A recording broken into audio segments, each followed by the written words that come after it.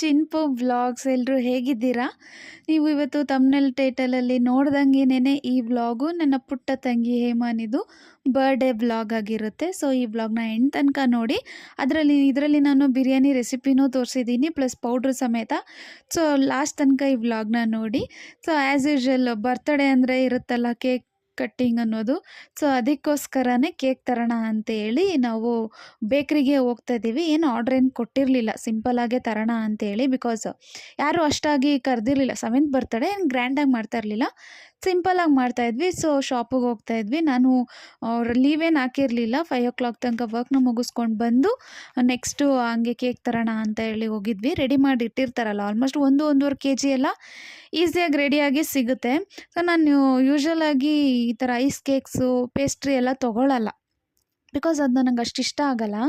So ಅದಕ್ಕೋಸ್ಕರ ನಾನು normal ಕೇಕೇ ತೊಗೊಳ್ಳೋದು, ಅದರಲ್ಲೂ ಚಾಕ್ಲೇಟ್ ಫ್ಲೇವರೇನೇ ಜಾಸ್ತಿ. ನೀವು ನಮ್ಮ ವ್ಲಾಗ್ ನೋಡಿದಿದ್ರೆ ಗೊತ್ತಾಗಿರುತ್ತೆ, ಜಾಸ್ತಿ ನಾನು ಚಾಕ್ಲೇಟ್ ಫ್ಲೇವರ್ದು ನಾರ್ಮಲ್ ಕೇಕೇನೆ ಯಾರದೇ ಬರ್ತ್ಡೇ ಇದ್ದರೂ ಕಟ್ ಮಾಡಿಸೋದು. ಸೊ ಎಲ್ಲರೂ ಹೇಳ್ತಾರೆ, ಬರೀ ಚಾಕ್ಲೇಟ್ ಕೇಕೆ ಯಾಕೆ ತರಿಸ್ತೀಯಾ, ಒಂಚೂರು ಫ್ಲೇವರ್ ಚೇಂಜ್ ಮಾಡು ಅಂತ. ನೋಡೋಣ ನೆಕ್ಸ್ಟ್ ಬರ್ಡೇಯಿಂದ ಯಾರ್ದಾನ ಬರ್ಡೇ ಇದ್ದರೆ ಬೇರೆ ಫ್ಲೇವರಿಗೆ ಶಿಫ್ಟ್ ಆಗಬೇಕು. ಸೊ ಇವಳು ನೋಡಿ ಕೂತ್ಕೊಂಡು ನೋಡ್ತಿದ್ದಾಳೆ, ಇದು ತೊಗೊಡು ಅದು ತೊಗೊಡು ಅಂತ. ಅದು ಬೊಂಬೆ ಪಕ್ಕದಲ್ಲಿ. ಸೊ ಅದನ್ನು ಆಟ ಆಡ್ಸ್ಕೊಂಡು ಕೂತಿದ್ಲು. ಕೇಕನ್ನು ತೋಡಿದ್ವಿ, ಅಷ್ಟು ಇಷ್ಟ ಆಗಿರಲಿಲ್ಲ. ಸೊ ಬಿಡಿ ಅಂತ ಅಂದ್ಬಿಟ್ಟು ಅವಳಿಗೇನಾದರೂ ಒಂದು ಗಿಫ್ಟ್ ಕೊಡ್ಸೋಣ ಅಂತ ಹೇಳಿ ಬೆಳ್ಳಿ ರಿಂಗ್ ಬರುತ್ತಲ್ಲ, ಅವಳದು ಹಾಳಾಗಿತ್ತು. ಒಂದು ಓಪನ್ ಆಗಿ ಈಸಿಯಾಗಿ ಬಂದ್ಬಿಡೋದು. ಸೊ ಅದಕ್ಕೇನೆ ಬೆಳ್ಳಿದ್ರಲ್ಲಿ ಏನಾದರೂ ಒಂದು ತೊಗೊಳ್ಳೋಣ ಅಂತ. ಗೋಲ್ಡ್ ಹಾಕಿದ್ರೆ ಕಳ್ಕೊಂಡ್ಬಿಟ್ರೆ ಸುಮ್ಮನೆ ಲಾಸ್ ಅಲ್ವಾ ಈಗಿರೋ ರೇಟಲ್ಲಿ. ಸೊ ಅದಕ್ಕೋಸ್ಕರನೇ ಬೆಳ್ಳಿದ್ರಲ್ಲಿ ಏನಾದರೂ ಕೊಡ್ಸೋಣ ಅಂತೇಳಿ ನೋಡ್ತಾ ಇದ್ದೆ. ಆವಾಗ ಈ ಥರ ಚಿಕ್ಕ ಚಿಕ್ಕ ಓಲೆಗಳು ಇದ್ವು. ಸೊ ರಿಂಗ್ ಅಂದರೆ ಯೂಶ್ವಲಾಗಿ ಹಾಕ್ಕೊತಾನೆ ಇರ್ತಾಳಲ್ವ. ಸೊ ಅದಕ್ಕೋಸ್ಕರ ಈ ಥರ ಓಲೆದ್ರಲ್ಲಿ ನೋಡೋಣ ಅಂತೇಳಿ ತೊಗೊಂಡು ಮನೆಗೆ ಬಂದು ಮಾಡೋಣ ಅಂತೇಳಿ ರೆಡಿ ಮಾಡ್ಕೊತಾ ಇದ್ದೀನಿ. ಸೊ ಇದಕ್ಕೆ ಪೌಡ್ರ್ ಮಾಡ್ಕೊಳ್ಳೋದಕ್ಕೆ ಒಂದು 5 ಲವಂಗ, 2 ಏಲಕ್ಕಿ, ಸ್ವಲ್ಪ ಕರಿಬೇವು, ಒಂದು 2 ಸ್ಪೂನು ಧನಿಯಾ, ಚಕ್ಕೆ, ಮರಾಠಿ ಮೊಗ್ಗು, ಸೋಂಪು, ಹಾಗೆಯೇ ನಾನು ಒಂದು 4-5 ಕಾಳು ಮೆಣಸನ್ನ ತೊಗೊಂಡು ಇದ್ರ ಜೊತೆಗೆ ಬ್ಯಾಡಗಿ ಮೆಣಸಿನ್ಕಾಯಿ ಬರುತ್ತಲ್ಲ, ಸೊ ಅದನ್ನು ಹಾಕಿ ಸ್ವಲ್ಪ ಲೈಟಾಗಿ ಚೆನ್ನಾಗಿ ಫ್ರೈ ಮಾಡಿಕೊಂಡು ಫೈನಾಗಿ ಇದನ್ನು ಪೌಡ್ರ್ ಮಾಡಿ ಇಟ್ಕೊಂಡಿದ್ದೀನಿ. ತುಂಬಾ ಚೆನ್ನಾಗಿರುತ್ತೆ. ಸಿಂಪಲ್ಲಾಗಿ ಬಿರಿಯಾನಿ ಪೌಡ್ರು ಮನೇಲೇ ರೆಡಿ ಮಾಡ್ಕೋಬೋದು, ನೀವು ಟ್ರೈ ಮಾಡಿ ನೋಡಿ. ಈಗ ಮಸಾಲೆ ರುಬ್ಕೋಬೇಕಲ್ಲ ಬಿರಿಯಾನಿಗೆ. ಸೊ ಅದಕ್ಕೆ ನಾನು 1 ಈರುಳ್ಳಿನ ಸಣ್ಣದಾಗಿ ಕಟ್ ಮಾಡಿ ಇಟ್ಕೊಂಡಿದ್ದೀನಿ. ಹಾಗೆ 1 ಟೊಮಾಟೊ, ಒಂದು 6 ಹಸಿಮೆಣಸಿನ್ಕಾಯಿ, ಸ್ವಲ್ಪ ಕೊತ್ತಂಬರಿ ಸೊಪ್ಪು. ಸೊ ಇದಕ್ಕೆ ಬೇಕಿದ್ರೆ ಸ್ವಲ್ಪ ಪುದೀನನೂ ಹಾಕೊಬೋದು, ಬಟ್ ನಾನು ಹಾಕಿಲ್ಲ ಅಷ್ಟೇನೆ. ಪುದೀನನ ನಾನು ಒಗ್ಗರಣೆಗೆ ಹಾಕ್ಕೊತೀನಿ. ಸೊ ಅದಕ್ಕೋಸ್ಕರ ಈ ಎಲ್ಲನೂ ಚೆನ್ನಾಗಿ ನೀಟಾಗಿ ಫೈನಾಗಿ ಪೇಸ್ಟ್ ಮಾಡ್ಕೋಬೇಕು ಅಷ್ಟೇನೆ. ಸಿಂಪಲ್ಲಾಗಿ ಇರೋವಂಥ ಬಿರಿಯಾನಿ ರೆಸಿಪಿ. ಹಾಗೆ ಇದಕ್ಕೆ ನಾನು ಒಂದು 5-6 ಗೋಡಂಬಿನ ಹಾಕ್ಕೊತಾ ಇದ್ದೀನಿ. ಸೊ ಅವಾಗ ರಿಚ್ ಆಗಿರುತ್ತೆ ಬಿರಿಯಾನಿ ಅಂತ ಹೇಳಿ ಅಷ್ಟೇನೆ. ಹಾಗೆ ರುಬ್ಕೊಂಡು ಸೈಡಲ್ಲಿ ಇಟ್ಕೊಂಡು ರೆಡಿ ಮಾಡ್ತಾ ಇರೋದನ್ನ ಇವಳು ರೆಡಿಯಾಗಿ ಬಂದು ನೋಡ್ತಾ ಇದ್ದಾಳೆ, ಇನ್ಸ್ಪೆಕ್ಷನ್ ಮಾಡ್ತಾ ಇದ್ದಾಳೆ. ಏನು ಮಾಡ್ತಿದ್ದೀರ ಏನು ಅಂತ. ಹಂಗೆ ಅವಳು ಹೇಗೆ ಕಾಣಿಸ್ತಿದ್ದಾಳೆ ಅಂತ ಕಾಮೆಂಟ್ ಮಾಡಿ. ನಾನೇ ಮೇಕಪ್ ಮಾಡಿ ನಾನೇ ರೆಡಿ ಮಾಡಿರೋದು. ಸೊ ಇವಾಗ ಮೇನ್ ಬಿರಿಯಾನಿ ಮಾಡೋದಕ್ಕೆ ಒಂದು ದೊಡ್ಡ ಕುಕ್ಕರಲ್ಲೇ ಮಾಡ್ತಾ ಇರೋದು. ಸೊ ಕುಕ್ಕರ್ನ ಇಟ್ಕೊಂಡು ಅದಕ್ಕೆ ನಾನು ಒಂದು 3-4 ಸ್ಪೂನು ಎಣ್ಣೆನ ಹಾಕ್ಕೊತಾ ಇದ್ದೀನಿ. ಎಣ್ಣೆ ಚೆನ್ನಾಗಿ ಕಾದ್ಮೇಲೆ ಇದಕ್ಕೆ ನಾವು ಪಲಾವ್ ಎಲೆ ಬರುತ್ತಲ್ಲ, ಸೊ ಅದನ್ನು ಹಾಕಿ ಇನ್ನೊಂದು ಈರುಳ್ಳಿನ ನಾನು ಸಣ್ಣದಾಗಿ ಉದ್ದುದಾಗಿ ಈ ಥರ ಕಟ್ ಮಾಡಿ ಇಟ್ಕೊಂಡಿದ್ದೆ. ಸೊ ಇದನ್ನು ಚೆನ್ನಾಗಿ ಹಾಕಿ ಈರುಳ್ಳಿನ ಚೆನ್ನಾಗಿ ಫ್ರೈ ಮಾಡಬೇಕು. ಬಿರಿಯಾನಿ ಆಗಿರ್ಬೋದು, ಪಲಾವ್ ಆಗಿರ್ಬೋದು, ನೀವು ನೋಡ್ತಿರ್ಬೋದು ಈರುಳ್ಳಿನ ನಾವು ಎಷ್ಟು ಚೆನ್ನಾಗಿ ಫ್ರೈ ಮಾಡ್ತೀವಿ, ಗೋಲ್ಡನ್ ಬ್ರೌನಿಷ್ ಬರೋ ತನಕ ಅಷ್ಟು ಟೇಸ್ಟು ತುಂಬಾ ಚೆನ್ನಾಗಿರುತ್ತೆ. ಸೊ ಅದಕ್ಕೋಸ್ಕರ ಆಲ್ವೇಸ್ ಫಸ್ಟಿಗೆ ಹಾಕಿದ ತಕ್ಷಣ ನಾವೇನು ಈರುಳ್ಳಿ ಹಾಕ್ತೀವಿ, ಸೊ ಅದನ್ನು ಚೆನ್ನಾಗಿ ಕಂದು ಬಣ್ಣ ಬರೋ ತನಕ ಚೆನ್ನಾಗಿ ರೋಸ್ಟ್ ಮಾಡಿಕೊಂಡ್ರೆ ಅದರದ್ದು ಟೇಸ್ಟೇ ಡಿಫ್ರೆಂಟ್ ಆಗಿರುತ್ತೆ. ಸೊ ಅದಕ್ಕೋಸ್ಕರ ಆ್ಯಂಡ್ ಇದಕ್ಕೆ ನಾನು ಸ್ವಲ್ಪ ಉಪ್ಪನ್ನ ಆ್ಯಡ್ ಮಾಡಿಕೊಂಡು ಫ್ರೈ ಮಾಡ್ತೀನಿ. ಯಾಕಂದ್ರೆ ಎಲ್ರಿಗೂ ಗೊತ್ತಿರುತ್ತೆ ಬೇಗ ಕುಕ್ ಆಗುತ್ತೆ ಈರುಳ್ಳಿ ಅಂತ. ಸೊ ನೆಕ್ಸ್ಟಿಗೆ ಅದಕ್ಕೆ ನಾನು ಒಂದು ದೊಡ್ಡ ಸ್ಪೂನಲ್ಲಿ 1 ಸ್ಪೂನ್ ಆಗೋವಷ್ಟು ಶುಂಠಿ ಬೆಳ್ಳುಳ್ಳಿ ಪೇಸ್ಟ್ನ ಹಾಕ್ಕೊಂಡು ಅದನ್ನು ಈ ಎಣ್ಣೆಯಲ್ಲಿ ಈರುಳ್ಳಿ ಜೊತೆಗೆ ಚೆನ್ನಾಗಿ ಬಾಡಿಸ್ಕೋಬೇಕು, ಹಸಿ ವಾಸನೆ ಹೋಗೋ ತನಕ. ಇದನ್ನು ಮನೇಲೇ ಮಾಡಿರೋವಂಥ ಪೇಸ್ಟ್ ಆಗಿರೋದ್ರಿಂದ ಸ್ವಲ್ಪ ಚೆನ್ನಾಗಿ ಬಾಡಿಸ್ಕೊತೀನಿ, ಬಿಕಾಸ್ ಹಸಿ ಹಸಿ ಇರುತ್ತೆ ಅಂತೇಳಿ. ಸೊ ನಾವು ಶುಂಠಿ ಬೆಳ್ಳುಳ್ಳಿ ಪೇಸ್ಟು ಈರುಳ್ಳಿನ ಎಷ್ಟು ಚೆನ್ನಾಗಿ ರೋಸ್ಟ್ ಮಾಡ್ತೀವಿ ಅಷ್ಟೇ ಟೇಸ್ಟು. ಅದೇ ಮೇನ್ ಟೇಸ್ಟ್ ಆ್ಯಕ್ಚುಲಿ ಬಿರಿಯಾನಿಗಳಿಗೆ. ಸೊ ಈರುಳ್ಳಿ ಎಲ್ಲ ಈ ಕಡೆ ಚೆನ್ನಾಗಿ ಫ್ರೈ ಆಗೋ ಅಷ್ಟರಲ್ಲಿ ನಾವು ಆವಾಗಲೇ ರುಬ್ಬಿಟ್ಕೊಂಡಿದ್ವಲ್ಲ ಮಸಾಲೆನ, ಅದು ನಾವು ಆಲ್ಮೋಸ್ಟ್ ಏನೂ ಹುರ್ದಿಲ್ಲ, ಹಸಿನೇ ಹಾಕ್ಕೊಂಡಿರೋದಲ್ವ. ಸೊ ಅದನ್ನು ಇವಾಗಲೇ ನಾನು ಆ್ಯಡ್ ಮಾಡಿಬಿಡ್ತೀನಿ. ಸೊ ಎಣ್ಣೆಲೇ ಆ ಮಸಾಲೆನೂ ಚೆನ್ನಾಗಿ ಹಸಿ ವಾಸನೆ ಹೋಗೋ ತನಕ ಹುರ್ಕೊಂಡ್ರೆ ಅದು ಡಿಫ್ರೆಂಟ್ ಟೇಸ್ಟ್ ಕೊಡುತ್ತೆ ಅಂತೇಳಿ. ಸೊ ಅದನ್ನು ಅಷ್ಟೇ ಚೆನ್ನಾಗಿ ಎಣ್ಣೆಯಲ್ಲಿ ಫ್ರೈ ಮಾಡ್ಕೋಬೇಕು. ಎಣ್ಣೆ ನಿಮಗೆ ಬೇಕಿದ್ರೆ ಹಾಕ್ಕೋಬೋದು, ಬೇಕಿದ್ರೆ ಇದಕ್ಕೆ 1 ಸ್ಪೂನ್ ತುಪ್ಪನೂ ಹಾಕ್ಕೊಬೋದು. ತುಂಬಾ ಚೆನ್ನಾಗಿರುತ್ತೆ. ಬಟ್ ಇಲ್ಲಿ ಕಂಪ್ಲೀಟಾಗಿ ನಾವು ಆಯಿಲ್‌ನ ಯೂಸ್ ಮಾಡಿದ್ದೀವಿ. ಹಸಿ ವಾಸನೆ ಹೋಗೋ ತನಕ ಹುರ್ಕೊಳ್ಳೋ ಅಷ್ಟರಲ್ಲಿ ಚಿಕನ್ ಎಲ್ಲಾನು ನಮ್ಮ ಅಜ್ಜಿ ವಾಶ್ ಮಾಡಿ ಕೊಟ್ಟಿದ್ರು. ಆ್ಯಕ್ಚುಲಿ ಇವಾಗ ಎಲ್ಲರೂ ಹೇಳ್ತಾರೆ ಚಿಕನ್‌ನ ವಾಶ್ ಮಾಡಬಾರ್ದು, ಬೇಯಿಸಿದಾಗಲೇ ಅದ್ರದ್ದು ಹೋಗುತ್ತೆ ಅಂತ. ಬಟ್ ಏನೇ ಆದ್ರೂ ನಾವು ಅವಾಗಿಂದ ರೂಢಿ ಮಾಡ್ಕೊಂಡು ಬಂದಿದ್ದೀವಲ್ಲ, ಅದು ಬಂದ ತಕ್ಷಣ ತೊಳಿಬೇಕು ಅಂತ. ಸೊ ಅದಕ್ಕೋಸ್ಕರ ಆ ಶಾಸ್ತ್ರಕ್ಕಾದ್ರೂನು ತೊಳೆಯೋಕ್ಕೆ ರೂಢಿ ಆಗೋಗಿರೋದ್ರಿಂದ ತೊಳಿತೀವಿ ನಾವು. ಸೊ ನೆಕ್ಸ್ಟಿಗೆ ಅದೇನು ಚಿಕನ್ ಎಲ್ಲ ತೊಳೆದಿಟ್ಟಿದ್ವಲ್ಲ, ಸೊ ಅದನ್ನೂ ಡೈರೆಕ್ಟ್ ಹಾಕಿ ಚೆನ್ನಾಗಿ ಆ ಮಸಾಲೆಯಲ್ಲಿ ಈರುಳ್ಳಿ ಜೊತೆ ಶುಂಠಿ ಬೆಳ್ಳುಳ್ಳಿ ಪೇಸ್ಟ್ ಎಲ್ಲ ಹಾಕಿರ್ತೀವಲ್ಲ, ಅದೆಲ್ಲನೂ ಚೆನ್ನಾಗಿ ಹಿಡ್ಕೊಳ್ಳೋ ಥರ ಫ್ರೈ ಮಾಡಬೇಕಾಗುತ್ತೆ ಚಿಕನ್ನ ನಾವು. ಆಲ್ಮೋಸ್ಟ್ ಆಲ್ ಒಂದು 50% ಇದರಲ್ಲೇ ಬೇಯಿಸ್ಕೊಂಬಿಡ್ಬೇಕಾಗುತ್ತೆ. ಅದಕ್ಕೆ ಒಂಚೂರು ಅರಿಶಿಣನ ಹಾಕಿ, ಹಾಗೆ ನಾನು ಇದಕ್ಕೆ ಉಪ್ಪನ್ನ ಹಾಕ್ಕೊತಾ ಇದ್ದೀನಿ. ಚಿಕನ್ ಬೇಯೋದಕ್ಕೆ ಎಷ್ಟು ಬೇಕು ಅಷ್ಟು ಉಪ್ಪನ್ನ ಹಾಕ್ಕೊಂಡು ಒಂದು ರೌಂಡು ಮಿಕ್ಸ್ ಮಾಡಿ ಆದಮೇಲೆ ಇದಕ್ಕೆ ಇವಾಗ ನಾನು ಟೊಮೆಟೊನ ಆ್ಯಡ್ ಮಾಡ್ತಾಯಿದ್ದೀನಿ. ಸೊ ಇದನ್ನು ಟೊಮೆಟೊ ಎಲ್ಲನೂ ಚೆನ್ನಾಗಿ ಕುಕ್ ಆಗೋ ತನಕನೂ ಬೇಯಿಸ್ಕೋಬೇಕಷ್ಟೇ, ಎಣ್ಣೆಯಲ್ಲೇನೆ ಫ್ರೈ ಆಗಬೇಕಾಗುತ್ತೆ. ಸೊ ನೋಡ್ತಾ ಇರ್ಬೋದು ಚಿಕನ್ ಆಲ್ಮೋಸ್ಟ್ ಒಂದು 50% ಕುಕ್ ಆಗೋಗಿದೆ. ಸೊ ನಾವು ಬಾಯ್ಲರ್ ಕೋಳಿನ ತೊಗೊಂಡಿರೋದು. ಸೊ ಅದು ಬಿರಿಯಾನಿ ಆಗಿರ್ಬೋದು, ಕಬಾಬ್ ಆಗಿರ್ಬೋದು, ಅಥವಾ ಫ್ರೈಗಳಿಗೆಲ್ಲ ನಾವು ಯೂಸ್ ಮಾಡೋದ್ರಿಂದ ಬಾಯ್ಲರ್ನ, ಅದು ಬೇಗನೆ ಕುಕ್ ಆಗಿಬಿಡುತ್ತೆ. ಸೊ ಇವಾಗ ನಾವು ಏನು ಬಿರಿಯಾನಿ ಪೌಡ್ರ್ ಮಾಡ್ಕೊಂಡಿದ್ವಲ್ಲ, ಸೊ ಅದನ್ನು ನಾನು 1.5 ಸ್ಪೂನ್ ಆ್ಯಡ್ ಮಾಡ್ತಾಯಿದ್ದೀನಿ ಇದಕ್ಕೆ. ನಾವು ಸುಮಾರು 1 ಕೆಜಿ ಚಿಕನ್ನ ತೊಗೊಂಡಿದ್ದೀನಿ. ಹಾಗೆ ನಾನು ಇದಕ್ಕೆ 2 ಲೋಟ ಆಗೋಷ್ಟು, ಅಂದರೆ ಒಂದು ಅರ್ಧ ಕೆಜಿ ಆಗೋಷ್ಟು ರೈಸ್ ಹಾಕ್ತಾ ಇರೋದು ಅಷ್ಟೇ. ಸೊ ಅದಕ್ಕೋಸ್ಕರ ನಾನು 1.5 ಸ್ಪೂನ್ ಯೂಸ್ ಮಾಡ್ತಾಯಿದ್ದೀನಿ. ಆಗಲೇ ತೋರಿಸಿದ್ದು ಒಂದು 2 ಸಲ ಯೂಸ್ ಮಾಡ್ಬೋದು. 1 ಕೆಜಿ ಚಿಕನ್ನ ಅಂದರೆ 2 ಕೆಜಿ ಚಿಕನ್ನಿಗೆ ಮಾಡೋ ಅಷ್ಟು ನಾನು ತೋರಿಸಿದ್ದು. ಅಲ್ಲಿ ಚಿಕನ್ನು ಮತ್ತು ಪೌಡ್ರೆಲ್ಲ ಏನು ಹಾಕಿದ್ವಿ ಅದು ಚೆನ್ನಾಗಿ ಕುಕ್ ಆಗ್ತಾಯಿತ್ತು. ಅಷ್ಟರಲ್ಲಿ ನಾನು ಇವಾಗ ಅಕ್ಕಿನ ತೊಳ್ಕೊಂಡು ಹಾಕ್ಕೊತಾ ಇದ್ದೀನಿ. ನಾನು ಅಕ್ಕಿ ನೆನೆಸಿಲ್ಲ, ಏನೂ ಮಾಡಿಲ್ಲ. ಕುಕ್ಕರಲ್ಲಿ ಮಾಡೋದ್ರಿಂದ ನೆನೆಸ್ಬಿಟ್ರೆ ಅದು ಮುದ್ದೆ ಮುದ್ದೆ ಥರ ಆಗಿಬಿಡುತ್ತೆ. ಸೊ ಇಮಿಡಿಯೇಟ್ ಅಲ್ಲಿ ನಾವೇನು ಆಲ್ಮೋಸ್ಟ್ ಎಲ್ಲ ಕುಕ್ ಆಗೋಗಿರುತ್ತೆ ಚಿಕನ್ನು. ಸೊ ಆ ಹಂತದಲ್ಲಿ ಅಕ್ಕಿನ ವಾಶ್ ಮಾಡಿ ಅದಕ್ಕೆ ಆ್ಯಡ್ ಮಾಡಿ ಪ್ರಾಪರಾಗಿ ನಾವೇನು ಅಕ್ಕಿ ಬೇಯಿಸೋದಕ್ಕೆ, ನಾವು ಮಾಮೂಲಿ ಅನ್ನ ಮಾಡೋದಕ್ಕೆ ಎಷ್ಟು ಅಕ್ಕಿ ಬೇಯಿಸೋದಕ್ಕೆ ನೀರು ಹಾಕ್ತೀವಲ್ಲ, ಆ ಕನ್ಸಿಸ್ಟೆನ್ಸಿಯಲ್ಲಿ ನೀರು ಹಾಕಿ ವಿಸಿಲ್ ಒಂದು 2 ವಿಸಿಲ್, ಅಂದರೆ 1 ವಿಸಿಲ್ ಆಗಿ ಇನ್ನೊಂದು ವಿಸಿಲ್ ತುಂಬೋ ಅಷ್ಟರಲ್ಲಿ ತೆಗೆದ್ರೆ ಸಾಕು, ಸರಿ ಹೋಗ್ಬಿಡುತ್ತೆ. ಸೊ ಇವಾಗ ಅಕ್ಕಿ ಎಲ್ಲ ಆ್ಯಡ್ ಮಾಡಿದ್ಮೇಲೆ ನೀಟಾಗಿ ಕಲಿಸ್ಕೊಂಡಾಗ ಉಪ್ಪು ಹಿಡೀಲಿ ಅಂತೇಳಿ ನೀಟಾಗಿ ಕಲಿಸ್ಕೊಂಡಿದ್ದಾದಮೇಲೆ ಲಾಸ್ಟಲ್ಲಿ ಇನ್ನೇನು ನಾವು ಕುಕ್ಕರ್ ಮುಚ್ತೀವಿ ಅಥವಾ ನೀರು ಆ್ಯಡ್ ಮಾಡ್ತೀವಿ ಅನ್ನೋದಕ್ಕಿಂತ ಮುಂಚೆ ಕೊತ್ತಂಬರಿ ಪುದೀನಾನ ನಾನು ಈ ರೀತಿ ಹಾಕ್ಕೊತಾ ಇದ್ದೀನಿ. ಆಗಲೇ ನಾನು ಹೇಳ್ದಂಗೆ 2 ಲೋಟ ಅಕ್ಕಿ ತೊಗೊಂಡಿರೋದ್ರಿಂದ ಸೊ ನಾನು 4 ಲೋಟ ನೀರನ್ನು ತೊಗೊಂಡಿದ್ದೀನಿ ಇದಕ್ಕೆ. ಆ್ಯಂಡ್ ಇವಾಗ ಉಪ್ಪು ಚೆಕ್ ಮಾಡಬೇಕಲ್ವಾ. ಸೊ ಟ್ರೆಡಿಷ್ನಲ್ ಆಗಿ ನಮ್ಮ ಅಜ್ಜಿದಿರು, ನಮ್ಮ ಅಮ್ಮಂದಿರೆಲ್ಲ ಇದನ್ನು ಫಾಲೋ ಮಾಡ್ತಾರೆ. ನೀವು ಕೇಳಿರ್ತೀರೋ ಇಲ್ವೋ ಗೊತ್ತಿಲ್ಲ. ಆಲ್ಮೋಸ್ಟ್ ಅಲ್ಲಿ ಮಂಡ್ಯ, ಹಾಸನ, ನಮ್ಮ ಕಡೆ ಎಲ್ಲರೂ ಇದನ್ನು ಮಾಡ್ತೀವಿ. ಆ್ಯಕ್ಚುಲಿ ಬೆಂಗಳೂರವರು ಎಲ್ಲರೂ ಇದನ್ನು ಮಾಡ್ತೀವಿ. ಏನಂದರೆ ಚಿಕನ್ ಸಾರಿಗೆ, ಈಗ ಚಿಕನ್, ಮಟನ್ ಏನೇ ಸಾಂಬಾರು ಮಾಡಿರಲಿ, ತರಬೇಕಾದ್ರೆ ನೋಡ್ಬೇಕಾದ್ರೆ ಯಾರ್ದನೋ ದೃಷ್ಟಿ ಆಗಿರುತ್ತೆ ಅಂತೇಳಿ ಇದು ಇವಾಗ ನೀರು ಹಾಕಿರ್ತೀವಿ, ಎಲ್ಲನೂ ಹಾಕಿರ್ತೀವಿ, ರುಚಿ ನೋಡಿರಲ್ಲ ನಾವು. ಸೊ ಇದಕ್ಕೊಂದು ಕುದಿ ಬರೋ ಅಷ್ಟರಲ್ಲಿ ಆ ಒಲೆಗೇನೆ ಚಾಕು ಇಡ್ತೀವಿ, ಕಬ್ಬಿಣದ ಚಾಕು ಇಡೋದು. ಸೊ ಅದನ್ನು ಇಟ್ಟ ಮೇಲೆ ಅದು ಈ ಕುದಿ ಬಂದ ಮೇಲೆ ಆ ಚಾಕುನ ಇದರಲ್ಲಿ 3 ಸಲ ಈ ರೀತಿ ಡಿಪ್ ಮಾಡಿದ್ರೆ ಚುರ್ ಚುರ್ ಚುರ್ ಅಂತ ಬರುತ್ತಲ್ಲ ಸೌಂಡು, ಆವಾಗ ದೃಷ್ಟಿ ಹೋಗುತ್ತೆ ಅಂತ ಅರ್ಥ. ಆ್ಯಂಡ್ ಕೆಲವೊಂದು ಸಲ ಚಿಕನ್ ಪೀಸೆಲ್ಲ ಅದಕ್ಕೆ ಅಂಟ್ಕೊಂಡ್ಬಿಡುತ್ತೆ ಚಾಕುಗೆ, ಸ್ವಲ್ಪ ಡೀಪಾಗಿ ಹಾಕಿದಾಗ. ಆವಾಗ ನಮ್ಮ ಅಜ್ಜಿ ಎಲ್ಲ ಹೇಳೋರು, ಓ ದೃಷ್ಟಿ ಆಗಿದೆ, ಇದ್ರಲ್ಲಿ ದೃಷ್ಟಿ ಹೋಯ್ತು ಅಂತ. ಸೊ ಇದೊಂದು ಟ್ರೆಡಿಷ್ನಲ್. ಇವಾಗ ನೋಡಿ ಆ ಚಾಕು ಎಲ್ಲ ಇಟ್ಟಾಯಿತು. ಸೊ ಇವಾಗ ಟೇಸ್ಟ್ ನೋಡಿ ಉಪ್ಪು ಖಾರ ಎಲ್ಲ ಸರಿ ಇದೆಯಾ ಅಂತ ಆ್ಯಡ್ ಮಾಡ್ಕೊಳ್ಳೋ ಟೈಮು. ಸೊ ಒಂದು ಸ್ವಲ್ಪ ಉಪ್ಪು ಕಮ್ಮಿ ಅಂತ ಅನ್ನಿಸ್ತು. ಸೊ ಅದಕ್ಕೋಸ್ಕರ ಒಂದು ಸ್ವಲ್ಪ ಉಪ್ಪನ್ನ ಆ್ಯಡ್ ಮಾಡ್ಕೊತಾ ಇದ್ದೀನಿ. ಬಿಕಾಸ್ ಅನ್ನ, ಅಕ್ಕಿ, ಚಿಕನ್ ಎಲ್ಲದನ್ನೂ ಮ್ಯಾಚ್ ಆಗಬೇಕಲ್ಲ, ಸೊ ಅದಕ್ಕೋಸ್ಕರ.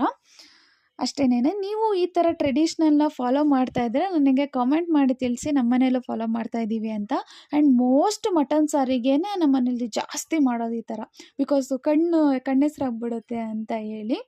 ಸೊ ಇವಾಗ ಒಂದು ಕುದಿ ಬಂತು, ವಿಸಿಲ್ನ ಅಂದರೆ ಕುಕ್ಕರ್ನ ಕ್ಲೋಸ್ ಮಾಡಿ ವಿಸಿಲ್ನ ಹಾಕಿ ಫುಲ್ ಹೈ ಫ್ಲೇಮಲ್ಲೇ ಇಟ್ಟು ಒಂದು ಫುಲ್ ವಿಸಿಲ್ ತುಂಬಿದ್ಮೇಲೆ ನೆಕ್ಸ್ಟ್ ವಿಸಿಲ್ ಆಗ್ತಿದೆ ಅಂದಾಗ ಆಫ್ ಮಾಡ್ಕೊಳ್ಳೋದು ಅಷ್ಟೇ. ಸೊ ಅಲ್ಲಿ ಬಿರಿಯಾನಿಗೆಲ್ಲ ರೆಡಿ ಮಾಡಿಟ್ಟು ವಿಸಿಲೆಲ್ಲ ನೋಡ್ಕೊಳ್ಳೋಣ ಅಂತ ಇಟ್ಟು ಈ ಸೈಡು ಇವಾಗ ಅಮ್ಮ ಬರ್ತಡೇಗೆ ಕೇಕ್ ತಂದಿದ್ವಿ.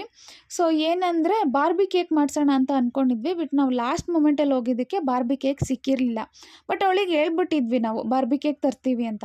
ಅವಳಿಗೂ ಡಿಸಪಾಯಿಂಟ್ ಆಗಬಾರ್ದು, ನಮಗೂ ಡಿಸಪಾಯಿಂಟ್ ಆಗಬಾರ್ದು ಅಂತೇಳಿ so step by step at least cake ಥರ ನಾವು ಮಾಡಿ ಅದ್ರ ಮೇಲೆ ಬಾರ್ಬಿ ಕೂರ್ಸೋಣ ಅಂತೇಳಿ ಒಂದು ಚಿಕ್ಕ ಬೊಂಬೆ ತೊಗೊಂಡು ಕೇಕ್ನ ತಂದ್ವಿ. ಅಂದರೆ ಒಂದು ಅರ್ಧ ಕೆ ಜಿದೊಂದು 1 ಕೆ ಜಿದೊಂದು ಕೇಕ್ನ ನಾವೇನೇ ಅಸೆಂಬಲ್ ಮಾಡಿ ಇಡೋಣ ಅಂತ. ಬಟ್ ತುಂಬಾ ಕಾಂಪ್ಲಿಕೇಶನ್ ಆಗೋಯ್ತು. ಅದರಲ್ಲಿ ಇಡೋಕ್ಕೆ ಹೆಂಗೆ ಸಾಧ್ಯನೇ ಇಲ್ವಲ್ಲ. ಅವ್ರು ಹೆಂಗೆ ಆಲ್ರೆಡಿ ಎಲ್ಲ ಡೆಕೋರೇಷನ್ ಆಗೋಗಿದೆ. ನಾವೇನಾದರೂ ಮಾಡಿದ್ರೆ ಒಂದು ಸ್ವಲ್ಪ ಚಿಪ್ ಆಫ್ ಅಂದರೆ ಎದ್ದು ಬಂದುಬಿಡುತ್ತೆ ಕೇಕ್ ಎಲ್ಲನೂ ಕ್ರೀಮು. ಅಷ್ಟು ಚೆನ್ನಾಗಿ ಕಾಣಿಸಲ್ಲ ಬೇರೆ ಅಲ್ವಾ.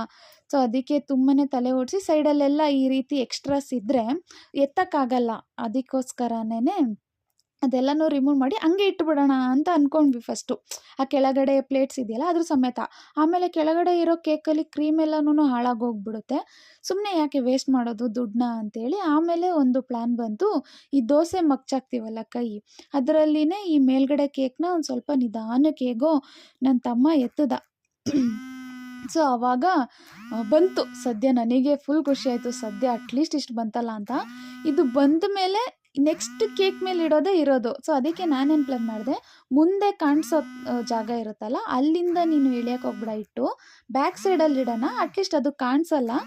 ಸೊ ಹಿಂದೆ ಒಂಚೂರು ಏನಾದರೂ ಆದ್ರೂ ಒಂದು ಕ್ರೀಮ್ ಹಾಕಿ ನಾವು ಅದನ್ನು ಸರಿ ಮಾಡಿಬಿಡೋಣ ಅಂತ. ಬಟ್ ಆ ಥರದ್ದು ಏನೂ ಆಗಿಲ್ಲ. ಜಸ್ಟ್ ನೀಟಾಗಿ ಕೂರ್ತು. ಅದ್ರ ಮೇಲೆ ಇದು ಅನ್ನೋದನ್ನು ಎಷ್ಟು ಚೆನ್ನಾಗಿ ಕೂರ್ತು ಅಂದರೆ ಕರೆಕ್ಟಾಗಿ ಆ ಎಕ್ಸಾಕ್ಟ್ ಸರ್ಕಲ್ ಒಳಗೇನೆ ಹೂ ಹಾಕಿದಾರಲ್ಲ ಕೆಳಗಡೆ ಕೇಕಲ್ಲಿ, ಅದ್ರ ಮೇಲೆ ಎಕ್ಸಾಕ್ಟ್ ಕೂರ್ತು ಡೈಮೆನ್ಷನ್ ವೈಸು. ನನಗಂತೂ ತುಂಬಾ ಖುಷಿ ಆಯಿತು. ಫೈನಲಿ ಹೆಂಗೋ ಸದ್ಯ ಸ್ಟೆಪ್ ಬೈ ಸ್ಟೆಪ್ ಕೇಕ್ ಈ ಥರದ್ದೆಲ್ಲ ಮಾಡಿದ್ವಲ್ಲ ನಾವೇನೆ ಅಂತೇಳಿ. ಆ್ಯಕ್ಚುಲಿ ಇಷ್ಟು ಕೇಕಿಗೆಲ್ಲನೂ 700 ರೂಪಾಯಿ 800 ರೂಪಾಯಿ ಹೇಳ್ತಾರೆ. ನನಗಿಷ್ಟು ಕೇಕೂ ಆಲ್ಮೋಸ್ಟ್ ಆಲ್ 430 ರುಪೀಸ್ ಬಿತ್ತು ಅಷ್ಟೇನೆ. ಸೊ ಬಾರ್ಬಿ ಕೇಕೆಲ್ಲೂ ಕೆ ಜಿ 800 900 ಆ ಥರ ಎಲ್ಲ ಹೇಳ್ತಾಯಿದ್ರು. ಸೇಮ್ ಕ್ರೀಮೇ ಸೇಮ್ ಕೇಕೇನೆ. ಒಂದು ಡಾಲ್ ಇಡೋದಕ್ಕೆ ತುಂಬಾ ಕಾಸ್ಟ್ಲಿ ಹೇಳ್ತಾರೆ ಆ್ಯಕ್ಚುಲಿ ಹೇಳ್ಬೇಕಂದ್ರೆ. ತುಂಬಾ ಒಂಥರ ಸ್ಕ್ಯಾಮು ಫುಲ್ ಓವರ್ ಆಲ್ ಇದೆಲ್ಲನೂ. ನಾವು ತಿನ್ನಲೇಬೇಕು ಅನ್ನೋದೊಂದು ಇದು ಈ ಥರದ್ದೆಲ್ಲ ಇರಬೇಕಾದ್ರೆ ಅದಕ್ಕೆ ನನಗೆ ಒಂದು ಫುಲ್ಲು ಮೈಂಡು ಓಡಿಸಿ ನೋಡಿ ಎಷ್ಟು ಸಿಂಪಲ್ಲಾಗಿ ಕಮ್ಮಿ ಪ್ರೈಸಲ್ಲೇನೆ ಸ್ಟೆಪ್ ಬೈ ಸ್ಟೆಪ್ ಕೇಕ್ ಆಯಿತು. ಹಾಗೇನೇ ಬಾರ್ಬಿ ಡಾಲ್ ಇಡೋಣ ಅಂತ ಅಂದ್ಕೊಂಡಿದ್ವಲ್ಲ, ಇಡೋಣ ಅಂತ ಅಂದ್ಕೊಂಡ್ವಿ. ಬಟ್ ಹಂಗಿಟ್ರೆ ಏನಾಗುತ್ತೆ ಗೊತ್ತಾ, ಕೇಕು ಪ್ರಾಪರಾಗಿ ಆಗಲ್ಲ. ಅದೆಲ್ಲನೂ ಒಂಥರ ಡಿಗ್ ಆದಂಗೆ ಆಗಿಬಿಡುತ್ತೆ. ಆ್ಯಂಡ್ ಈ ಡಾಲೂ ಹಾಳಾಗೋಗ್ಬಿಡುತ್ತೆ. ತುಂಬಾ ಚೆನ್ನಾಗಿದೆ ಡಾಲು, ಅದನ್ನು ಹಾಳು ಮಾಡೋಕ್ಕೆ ಇಷ್ಟ ಆಗ್ತಾ ಇರಲಿಲ್ಲ.